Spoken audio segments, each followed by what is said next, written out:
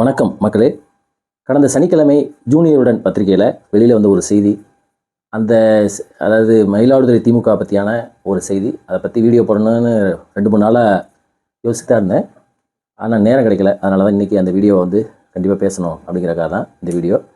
மயிலாடுதுறை திமுகவில் எப்பயுமே மயிலாடுதுறை ஒரு திமுகவோட கோட்டை அப்படின்னு கூட சொல்லலாம். அது காரணம் கிட்டப்பா அப்படின்னு சொல்லி ஒருத்தர் இருந்தார். அந்த ஊரில் மயிலாடுதுறை மக்களுக்கு தெரியும். அவர் தான் அந்த ஊரில் எம்எல்ஏவாக இருந்தார். எம்ஜிஆர் இருக்கையிலே கூட திமுகலேருந்து அவருடைய கோட்டையை உருவாக்கி வச்சிருந்தார். பின்னாடி கோசிமணி அந்த டெல்டா பகுதியை ஃபுல்லாகவே கோசிமணியோட ஒரு டாமினன்ஸ், அதாவது அவருடைய ஆளுமை இருந்ததுனால மயிலாடுதுறை அந்த சரௌண்டிங்ஸ் ஃபுல்லாகவே பார்த்திங்கன்னா திமுகவோட ஒரு கோட்டை. அவர் கோசிமணி இறந்ததுக்கப்புறம் பார்த்திங்கன்னா மயிலாடுதுறையை பொறுத்த மட்டும் அந்த ஏரியாவில் திமுகவோட வளர்ச்சி இருந்தால் கூட திமுகவிலேருந்து ஒரு எம்எல்ஏக்கள் வர்றதுங்கிறது எனக்கு தெரிஞ்சு ஒரு 25-30 வருஷம் ஆயிடுச்சு கூட சொல்லலாம். தொடர்ந்து பார்த்திங்கன்னா மயிலாடுதுறையை பொறுத்த மட்டும் மயிலாடுதுறை ஒரு எம்பி தொகுதி, ஒரு எம்எல்ஏ தொகுதி, ரெண்டுலேயுமே சரி ஆளுங்கட்சியை சேர்ந்த திமுகவை சேர்ந்த எம்எல்ஏக்கள் வர்றதே கிடையாது. கூட்டணிக்கு தான் கொடுத்துருவாங்க. அது திமுகனாலும் சரி அதிமுக. அதுக்கு என்ன காரணம் அப்படின்னா அங்கே அவ்வளோ கோஷ்டி, அதாவது உறுப்பினர்கள் தொண்டர்களை காட்டலாம் அதிகமான கோஷ்டி உள்ள கட்சி திமுகவும் சரி அதிமுகவும் சரி. அதிமுக கூட கொஞ்சம் கம்மியாக இருக்குன்னு வச்சுக்கோங்களேன். ஆனால் திமுகவில் ரொம்ப ஜாஸ்தின்னு ஒரு முன்னாள் எம்எல்ஏ இருப்பார், அவர் வேறு கட்சியாக இருப்பார். ஆனால் அவர் எம்எல்ஏ ஜெயிச்சிட்டார்னா அதுக்கடுத்து பார்த்திங்கன்னா அவர் திமுகவில் ஐக்கியமாயிருவார். இப்போ சமீப காலத்தில் மயிலாடுதுறையில் குறிப்பாக 2021 திமுக ஆட்சி வந்ததுக்கப்புறம் பயங்கரமான கோஷ்டி பூசல் அப்படிங்கிறது அரசு புரசலாக சமூக வலைதளங்களில் ஃபேஸ்புக்கிலலாம் கூட வந்துருந்துச்சு. இதை பற்றி ஜூனியர் விடலில் கடந்த சனிக்கிழமை இதை பற்றி காரசாரமாக பேசியிருந்தாங்க. ஏன் அப்படின்னா ஒரு மே 15 ஒரு ஃபங்க்ஷன், மே 7 ஒரு ஃபங்க்ஷன் நடந்துச்சு, மே 15 ஒரு ஃபங்க்ஷன் நடந்துச்சு. அது என்ன அப்படின்னா சமீபத்தில் தேர்தல் மண்டல பொறுப்பாளர் அப்படிங்கிறத நியமனம் பண்ணார் அவர் மு.க. ஸ்டாலின் அவர்கள் திமுகவுக்கு. அதில் டெல்டா பகுதியோட மண்டல தேர்தல் பொறுப்பாளர் அப்படின்னு சொல்லி அமைச்சர் கே.என். நேரை நியமனம் பண்ணியிருந்தார். அவர் தலைமையில் மயிலாடுதுறையில் உள்ள ஒரு கல்யாண மண்டபத்தில் திமுகவோட தேர்தல் பொதுக்குழு கூட்டம் கிட்டத்தட்ட ஒரு மினி கூட்டமாகவே நடந்திருக்கு. எல்லா அந்த சைடு மயிலாடுதுறை சுற்றி உள்ள ஒன்றி உள்ள அத்தனை மாவட்டம் வட்டம் அத்தனை விதமான தொண்டர்களும் அந்த கூட்டத்தில் கலந்துருக்காங்க.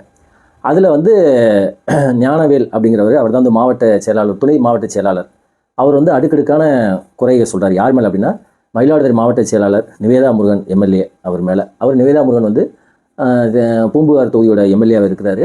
மயிலாடுதுறை மாவட்டம் உருவானதுலேருந்து அவர் தான் மாவட்ட செயலாளர். அதுக்கு முன்னாடி நாகை வடக்குன்னு சொல்லியிருப்பாங்க டிஸ்ட்ரிக்ட் ஃபார்ம் பண்ணுற மாதிரி. அப்போலேருந்து அவர் தான் இருக்கிறாரு. கிட்டத்தட்ட ஒரு 15-20 வருஷமாக எனக்கு தெரிஞ்சு அவர் தான் இருக்கிறாருன்னு வச்சுக்கோங்களேன். அவர் அந்த ஏரியாவில் ஒரு செல்வாக்கான ஒரு நபர் தான், கட்சிக்காக இருக்கிறாரு. அவர் மீது ஞானவேல் அப்படிங்கிறவர் அடுக்கடுக்கான குற்றச்சாட்டுகள் வைக்கிறாரு. என்ன சொல்கிறாரு அப்படின்னா நிவேதா முருகன் மேலே, அவர் மாவட்ட செயலாளர் மேலே இவர் ரொம்ப அதாவது ஹை ஹேண்ட்னஸ்னால் வேலை செய்கிறாரு, தொண்டர்களை மதிக்கிறதே கிடையாது அப்படிங்கிற மாதிரி சம்பாதிக்கிறதுக்காக கட்சியை கேடயமாக பயன்படுத்துகிறார் அப்படின்னு சொல்லி அடுக்கடுக்கான குற்றச்சாட்டுகள் வச்சு இவர் கண்டிப்பாக நீக்கினா தான் மயிலாடுதுறை மாவட்டத்தில் 3 தொகுதிகள் இருக்குது, எம்எல்ஏ தொகுதி. மயிலாடுதுறை, பூம்புகார், சீர்காழி. இந்த இல்லைன்னா இவர் மாற்றலை அப்படின்னா மாவட்ட செயலாளர் மாற்றலைன்னா கண்டிப்பாக வர 2026 சட்டமன்ற தேர்தலில் திமுக தோற்கும் அப்படின்னு பேச, அதுக்கப்புறம் அவர் நிவேதா முருகன் அவருடைய ஆதரவாளர் பேச ஒரே கலவரமாகி நேரு மண்டல பொறுப்பாளராக ஆனதுக்கப்புறம் போட்ட முதல் கூட்டம் இந்த கூட்டம். நேருக்கு ரொம்ப ஷாக் ஆயிடுச்சு. அதாவது மயிலாடுதுறை மாவட்ட பொறுப்பாளராக யார் இருக்கார் அப்படின்னா மெய்யநாதன், அமைச்சர் மெய்யநாதன். அவர் 2 பேரும் என்ன தொகுதி இப்படி இருக்குது அப்படின்னு சொல்லி நேரு அங்கேயே கடும் கோபத்தில் பேசியிருக்காரு. கடைசியில் போகையில் நேரு சொல்லிட்டு போயிருக்காரு, எனக்கு தெரிஞ்சு தமிழ்நாட்டில் திமுக இவ்வளோ கோஷ்டி இருந்ததே இல்லை, அது மயிலாடுதுறை தான் அப்படிங்கிற அளவுக்கு அவர் காரசாரமாக பேசிட்டு இது தொடர்பாக நான் ரிப்போர்ட் அனுப்ப போகிறேன் அப்படின்னு சொல்லி தலைமைக்கு ரிப்போர்ட் அனுப்ப போகிறேன் அப்படின்னு சொல்லி கே.என். நேரு சொல்லியிருக்காரு. அப்படி என்ன பிரச்சனை அப்படின்னு பார்த்தீங்கன்னா அதாவது மாவட்ட செயலாளருக்கும் மாவட்ட துணை செயலாளர் அவர் ஞானவேலனுக்கும் நிவேதா முருகனுக்கும் என்ன பிரச்சனை அப்படின்னா இந்த கான்ட்ராக்ட் தான். வேற ஒன்றும் ஒரு பெரிய லெவலெலாம் இருக்க போகிற கிடையாது. தொகுதிக்கு செய்கிறதுல அல்லது மக்கள் சேவையிலலாம் போட்டி அந்த மாதிரிலாம் இல்லை. டெண்டர் எடுக்கிறது, கான்ட்ராக்ட் எடுக்கிறது, யார் கான்ட்ராக்ட் கொடுக்குறது அப்படிங்கிறது தான். 2021 ஆட்சிக்கு வந்ததுலேருந்து நிவேதா முருகன் எல்லா விதமான கான்ட்ராக்டும் ஞானவேலன் அவருக்கு தான் கொடுத்துருந்துருக்காங்க. அப்போ திடீர்னு அவர் கான்ட்ராக்ட் ஞானவேலன் இந்த மாதிரி அவருக்கு கொடுக்காம ரவிங்கிற ஒருத்தருக்கு கொடுத்துருக்காரு. ஜூனியரில் ஃபுல்லாகவே டீட்டெயிலாக போட்டிருக்காங்க. அதை பற்றி நான் உங்கள்கிட்ட ஷேர் பண்ணுறேன். அதனால தான் பிரச்சனை அப்படிங்கிற மாதிரியும், அதனால தான் அந்த தேர்தல் பொதுக்குழு கூட்டத்திலே 2 பேரும் மாற்றி குற்றச்சாட்டுகள் வச்சுட்டாங்க அப்படிங்கிற மாதிரியும் அந்த செய்தி போட்டுருந்துச்சு. அதுக்கப்புறம் பார்த்திங்கன்னா அந்த கூட்டம் ஸ்மூத்தாக முடிஞ்சிச்சு. அதுக்கப்புறம் சமூக வலைதளங்கள்லாம் இதை பற்றி தொடர்ந்து பேசினாங்க. நிவேதா முருகன் மீது மே 5 நினைக்கிறேன், அதிலே அப்போயே ஒரு வீடியோ ஒன்று வந்துச்சு. அது ஃப்ளாஷ் நியூஸால் இந்த நம்ம மெயின் ஸ்ட்ரீம் மீடியாலலாம் வந்துச்சு. என்ன அப்படின்னா ஒரு 3000 பேர்த்த திமுகவில் இணைக்கும் விழா அப்படிங்கிற ஒரு இதை நிவேதா முருகன் ஏற்பாடு பண்ணியிருந்ததாகவும், அதில் இணைக்கப்பட்டவங்க எல்லாருமே ஏற்கனவே கட்சியில் உள்ளவங்க தான். அது மு.க. ஸ்டாலின் தலைமையில், முதல்வர் தலைமையில் இணைக்கிறதா ஒரு இது. அதில் இணைச்சதுக்கப்புறம் அந்த ஃபங்க்ஷன்ஸ் முடிஞ்சதுக்கப்புறம் பார்த்திங்கன்னா நிறைய பேர் திமுகலேருந்து புகார் மனு தலைமைக்கு அனுப்பி அமைச்சிருக்காங்க. என்ன அப்படின்னா இந்த 3000 பேர் இணைச்சது இல்லை, யாருமே புதுசாக சேர்ந்தவங்க கிடையாது, எல்லாம் ஏற்கனவே திமுகவில் இருந்தவங்க தான். அதனால் முதல்வர் ஏமாற்றிட்டாரு, அதனால் இவர் மேலே நடவடிக்கை எடுக்கணும்னு சொல்லி அப்பயே இவர் மேலே நிவேதா முருகன் மாவட்ட செயலாளர் வந்து உடனே நீக்கணும் அப்படின்னு சொல்லி புகார் மனு அனுப்பிச்சிருக்காங்க. அப்போயே இந்த நியூஸ் பிளாஸாக இருந்துச்சு. இது வந்து மே 9ஆம் தேதி நடந்துச்சு. அதுக்கப்புறம் தான் மே 15ஆம் தேதி அவர் KN நேரு தலைமையில் மண்டல பொறுப்பாளர் அப்படிங்கிற தேர்தல் பொதுக்குழு நடந்தது. அது ஏன் அது மாதிரி ஆயிடுச்சுன்னா அதில் ஒரு சின்ன ஒரு உள்குத்து இருக்குது. என்ன அப்படின்னா, அந்த இணைப்பு விழாவில் பாமகவோட மயிலாடுதுறை மாவட்ட பாமகவோட முன்னாள் மாவட்ட செயலாளர் லண்டன் அன்பழகன் ஒருத்தர் இருக்கிறாரு. அவர் அந்த ஏரியாவில் ப்ராப்ளம் பண்ணார். அவர் வந்து திமுக செய்கிறதுக்கான நடவடிக்கைகள்லாம் வந்து பேச்சுவார்த்தை இருக்கல. இது வந்து அவர் அன்புமணி ராமதாஸ் அவர்களுக்கு வந்து தெரிஞ்சு லண்டன் அன்பழகன் கூப்பிட்டு நீங்கள் சேராதீங்க, உங்களுக்கு என்ன அனுமதி பேசி தீர்த்துக்கிறோம்னு சொல்லி அவர் சேரலை. ஆனால் இதுக்காக வந்து டேட்லாம் குறித்து முதல்வர் தலைமையில் 3000 ரூபாய் சேராத மாதிரி நிவேதா முருகன் ஏற்பாடு பண்ணிட்டாரு. இந்த நிலையில் அன்பழகன் வந்து பின்வாங்கினதுனால இருக்கிற ஆட்களை வச்சு அவர் வந்து அந்த ஃபங்க்ஷன் நடத்திட்டாரு. ஆனால் நடத்தினதுக்கப்புறம் இதில் நடந்தது சேர்ந்தவங்க யாருமே ஒரிஜினல் கிடையாது, எல்லாருமே ஏற்கனவே புதுசாக கிடையாது, எல்லாருமே ஏற்கனவே திமுகவில் இருக்கிறவங்க தான் அப்படின்னு சொல்லி அந்த அப்பயே வந்து நிவேதா முருகன் மீது முதல்ல அப்போ தான் குற்றச்சாட்டுலாம் வெளியில் வருது. அப்போ தான் ஃப்ளாஷ் நியூஸ் ஓடிச்சு. நான் கூட இது என்ன சரி யாராவது இது பண்ணியிருப்பாங்க அப்படின்னு சொல்லி பார்த்தேன். அதுக்கப்புறம் இந்த மாதிரி அடுக்கடுக்காக இது வேறு ஒன்றுமே கிடையாது. கான்ட்ராக்ட் விடுறது, டெண்டர் விடுறது, யார் சம்பாதிக்கிறது அப்படிங்கிறதுல தான். மயிலாடுதுறையை பொறுத்த மட்டும் பார்த்தீங்கன்னா ஒவ்வொரு தேர்தல் சமயத்திலும் ஏகப்பட்ட கோஷ்டி பூசல். நான் ஏற்கனவே சொன்ன மாதிரி அதனால தான் திமுக வந்து கடந்த ஒரு 25-30 வருஷமாக மயிலாடுதுறையிலேருந்து அங்கே வந்து எம்எல்ஏ இருந்ததே கிடையாது. ஈவன் 2016 கூட ராதாகிருஷ்ணன் வந்து அவர் எம்எல்ஏ ஆகிட்டாருன்னு வச்சுக்கோங்களேன். அந்த 2016 சட்டமன்ற தேர்தலில் திமுக அதிமுகவும் நேரடியான போட்டியாக இருந்துச்சு. தமிழ்நாடு முழுவதும் நேரடியாக சில தொகுதியில் போட்டியில் மயிலாடுதுறை ஒரு தொகுதி. அங்கே வந்து குத்தாலம் கல்யாணம் அவருடைய பையன் அன்பழகன் வந்து போட்டிட்டார். கிட்டத்தட்ட சொற்ப வாக்கில் 4000 ஓட்டு வித்தியாசத்தில் வந்து தோற்று போனார்னு வச்சுக்கோங்களேன் 2016. அது காரணம் வந்து உள்ளடி வேலை, இந்த மாதிரி உள்குத்து, கோஷ்டி பூசல். இதுதான் வந்து அப்பயே வந்து தலைமைக்கு ரிப்போர்ட் ஆயிடுச்சு. அதனால தலைமை வந்து என்ன பண்ணுச்சுன்னா 2021 கூட்டணி கட்சி கொடுத்தது அப்படின்னு ஒரு பேச்சு அடிபட்டுச்சுன்னு வச்சுக்கோங்களேன். அதனால தான் எப்பயுமே திமுக இதை மயிலாடுதுறை பொறுத்த மட்டும் கூட்டணி கட்சிகளாக ஜெயிக்கும். காங்கிரஸ் பார்த்தீங்கன்னா காங்கிரஸ் எம்எல்ஏ, அடுத்து காங்கிரஸ் MP, இதுக்கு முன்னாடி பார்த்தீங்கன்னா தேமுதிக. அப்போலாம் கட்சியே வந்து அப்போ தான் விஜயகாந்த் உருவாக்கியிருக்காரு. ஆனால் மயிலாடுதுறை மக்கள் வந்து அந்த தேமுதிக ஓட்டு போட்டு அந்த மாதிரி பண்ணியிருந்தாங்க. அதுக்கு முன்னாடி பார்த்தீங்கன்னா பாஜகலாம் தமிழ்நாட்டில் வேறே ஒன்றில் முதல்ல வேறு ஒன்றது வந்து மயிலாடுதுறை தான். ஸோ இப்போ இதெல்லாம் பார்த்துவாங்க. அதாவது இதெல்லாம் எதை காட்டுது அப்படின்னா, இவங்களுடைய இந்த அடிச்சுக்கிட்டு இருக்கிறதுனால ஒரு டாமினன்ட் கட்சியால் மேலே வர முடியல. இதே மாதிரி தான் அதிமுக கூட அந்தளவுக்கு கிடையாதுன்னு வச்சுக்கோங்களேன். இது வந்து திமுகவோட கோட்டை. அதுக்கு வந்து காரணம் ஏற்கனவே சொன்ன மாதிரி கிட்டப்பாவும் கோசிமணி உருவாக்கி வச்சிரு. சரிங்க, இப்போ இதுக்கும் இதனால் என்ன ஆகிற போகுது? இது வந்து கட்சிக்குள்ளே ஒரு நிகழ்வு. இந்த இதை போய் பேசிக்கிட்டே இன்றைக்கி அடிச்சுக்குவாங்க, நாளைக்கு குடிக்குவாங்க, தலைமை சொல்லிட்டா யார் வேலை பார்க்கணும் பார்த்துட்டு போகிறாங்க அப்படின்னு சொல்லி நீங்கள் சொல்லலாம். அதெல்லாம் வாஸ்தவம் தான். இது நமக்கு அதுக்கு சம்மந்தம் கிடையாது. எல்லா கட்சியிலும் கோஷ்டி பூசல் இல்லாதையா? நேற்று கூட அவர் அன்புமணி ராமதாஸ் கூட சொல்லியிருந்தார், அவர் பாமக தலைவர்.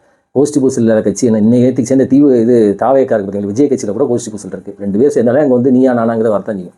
ஆனால் இந்த கோஷ்டி பூசல்னால ஆளுங்கட்சி திமுகவில் இருக்கிற கோஷ்டி பூசல்னாலும் சரி, அதிமுகவில் இருக்கிற கோஷ்டி பூசல்னாலும் சரி, மயிலாடுதுறை கடந்த 30-40 ஆண்டுகளாக பின்தங்கி இருக்கிறது காரணம் இந்த கோஷ்டி பூசல் தான்.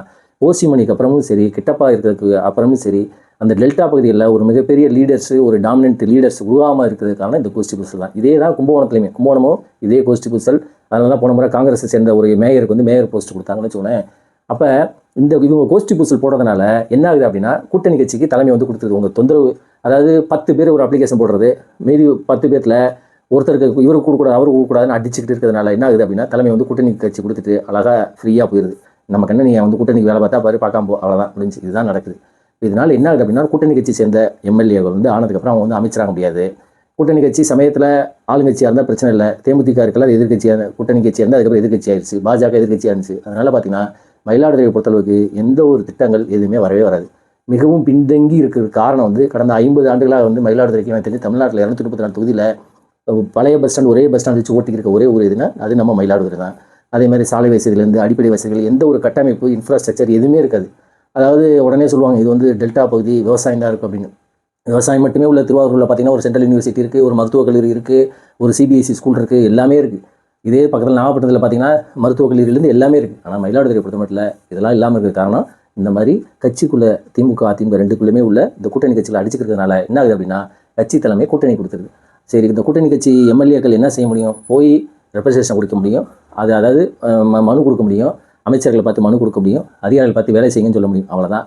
இப்போ மனு கொடுத்து ஒரு திட்டம் மயிலாடுதுறைக்கு வந்து ஒரு பெரிய திட்டம் ஒன்று கொண்டு வரணும், ஒரு டைடல் பார்க் கொண்டு வரணும் அப்படின்னு சொல்லி ஒரு எம்எல்ஏ கொடுக்குறாருன்னு வச்சுக்கோங்க. ஒரு கூட்டணி கட்சி எம்எல்ஏ, இப்போ உள்ள காங்கிரஸ் கட்சி எம்எல்ஏ ராஜ்குமாரே கொடுக்குறாருன்னு வச்சுக்கோங்க. என்ன பண்ணுவோம், அவர் அமைச்சர் இருக்காருன்னு வச்சுக்கோங்க. இது கொடுத்தா அந்த கிரெடிட் யார் போகும்? கூட்டணி கட்சிக்கு தான் போகும். என்னதான் வந்து ஒரு கார்டியலாக ஒரு நட்பு ரீதியாக இருந்தால் கூட அந்த கிரெடிட் யார் போகும் அப்படின்னா, அது ஆளுங்கட்சிக்கு கொடுக்க மாட்டாங்க. அப்போ என்ன ஆகுது, இந்த கிரெடிட், இந்த வளர்ச்சி திட்டங்கள் பாதிக்கப்படுது. அதனால தான் மயிலாடுதுறை பொறுத்த மட்டும் எந்த விதமான வளர்ச்சி இல்லாமல் பின்தங்கி இருக்கிறது காரணம் இதை வந்து யார் புரிஞ்சுக்கணும் அப்படின்னா, இந்த கோஷ்டி பூசில் உள்ள எல்லாருமே மண்ணின் மைந்தர்கள் தான். யாரும் வெளியிலேருந்தெல்லாம் வரதே கிடையாது. அவங்க வந்து தன்னை வளர்த்துக்கணும், நான் பெரிய ஆளாகணும், நான் சம்பாதிக்கணும், அதுதான் இருக்கான ஒழிய நம்ம ஊருக்கு இப்போ கோசிமணியை வந்து இன்ன வரைக்கும் நம்ம கும்பகோணத்தில் போனீங்கன்னா 4 தெருவில் ஒரு தேர் வந்து கோசிமணின்னு இருக்கும். ஏன் அப்படின்னா அவர் வந்து தன்னலம் பார்க்காம அந்த ஊரை வந்து நேசிச்சார், ஊருக்கு வளர்ச்சி திட்டம் கொண்டு வரணும்னு நினச்சாரு. அதனால தான் இன்ன வரைக்குமே அவர் இறந்தாலும் 20 வருஷம் அநியமாக ஆச்சுன்னு நினைக்கிறார், 15 20 வருஷம் இன்ன வரைக்கும் அவர் வந்து அந்த ஊர் சொல்லியிருக்கு. அப்படின்னா நீங்கள் கும்பகோணம் வந்து கும்பகோணத்தோட ஒரே ஒரு குறை டிஸ்ட்ரிக்ட் ஆகாத மட்டும்தான். மற்றபடி கும்பகோணத்தை பொறுத்தவரை எல்லா விதமான இன்ஃப்ராஸ்ட்ரக்சரும் இருந்துச்சு. அதுக்கு வந்து ஒரே ஒரு நபர் அந்த கோசிமணிங்கிற ஒரு ஆள். ஆனால் அதே சமயத்தில் மயிலாடுதுறை பாருங்கள், கிட்டப்பாக்கு அப்புறம் அவர் வந்து 84 85 இறந்து போயிட்டார். அதுக்கப்புறம் வந்து ஒரு தலைவர் வந்து அந்த ஊர் உருவாக்க முடியாமல் இன்ன வரைக்கும் பார்த்தீங்கன்னா சின்னாபின்னமாகிருக்கு. அதனால தான் இன்றைக்கி வந்து பாதாள சாக்கடை அப்படியே ஓடிக்கிருக்கு. இன்றைக்கி அதுக்கு வந்து ஒரு தீர்வு காண முடியல. இன்னும் அதே ரோடு, அதே பஸ் ஸ்டாண்டு, அதே குறுகிய சாலைகள், அதே அந்த பழைய மார்க்கெட்டு, எந்த விதமான இன்ஃப்ராஸ்ட்ரக்சர்ஸ் எதுவுமே கிடையாது. ஒன்றே ஒன்று இப்போ உருவாகிருக்கு. என்ன உருவாகிருக்கு அப்படின்னா அது வந்து மயிலாடுதுறை டிஸ்ட்ரிக்ட் ஆகிருக்கு. 38வது மாவட்டமாக எடப்பாடியார் வந்து கடைசியில் அனௌன்ஸ் பண்ணி போனார். அதுக்குமே வந்து அதிமுகவே பயங்கரமான எதிர்ப்புலாம் இருந்து அதுக்கு ஒரு முட்டுக்கட்டையாக இருந்தவர் OS மணியன். அதுக்கப்புறம் பார்த்தீங்கன்னா எப்படி பண்ணி வந்துட்டாங்கன்னு வச்சுக்கோங்க. அது டிஸ்ட்ரிக்ட் ஏன் வந்து எடப்பாடியார் கொடுத்தாரு அப்படின்னா, அப்போ மயிலாடுதுறை பொறுத்த மட்டும் 3 பேருமே வந்து அதிமுக எம்எல்ஏ இருந்தனால தான். கும்பகோணம் மக்கள் அப்பயும் போராடிக்கிறாங்க. அப்போ வந்து அன்பழகன் இருந்தனால கொடுக்கலன்னு வச்சுக்கோங்க. இதெல்லாம் உண்மை, ரியாலிட்டி. நான் ஒன்று எக்ஸாகரேட் பண்ணலாம் சொல்லணும்னு வச்சுக்கோங்க. அதனால வந்து இங்கே வந்து மயிலாடுதுறை பொறுத்த மட்டும் ராதாகிருஷ்ணன் எம்எல்ஏ வந்தார், பூம்புகாரில் வந்து பவுன்ராஜ் அவர்கள் எம்எல்ஏ இருந்தார், இதில் வந்து பாரதி இருந்தார் சீர்காழியில். அதனால் 3 பேருமே நம்ம கட்சி தொகுதியில் வந்து 3 பேருமே நம்ம எம்எல்ஏக்கள் வந்து அதிமுகனால கொடுத்தாங்க. இப்போ பாருங்கள், அந்த ஒரே ஒரு முறை ஓட்டு போட்டதுக்காக கிட்டத்தட்ட 30 வருஷம் மயிலாடுதுறை மக்கள் வந்து இன்றைக்கி வந்து டிஸ்ட்ரிக்ட் வாங்கி அந்த மற்ற ஊர் கிடைக்காது நம்ம கிடச்சிருக்குன்னு வச்சுக்கோங்க. டிஸ்ட்ரிக்ட் ஃபார்ம் பண்ணால் என்ன நினைப்பாங்க, அது வந்து அதில் அவதிப்படுற ஆட்களுக்கு தான் தெரியும். ஒரு டிஸ்ட்ரிக்ட் வந்து மயிலாடுதுறையிலேருந்து நாகப்பட்டினம் போகிற ஆட்களுக்கு தான் தெரிஞ்சிருக்கும். எவ்வளோ ஒரு சின்ன ஒரு சர்டிஃபிகேட் கூட போய் நாகப்பட்டினம் போகும்பாங்க. பல பேர் கமெண்ட்டில் எழுதுவாங்க, டிஸ்ட்ரிக்ட் வாங்கி மயிலாடுதுறை என்ன சாதிச்சுன்னு. உள்ளே போய் பார்த்தா தான் தெரியும்.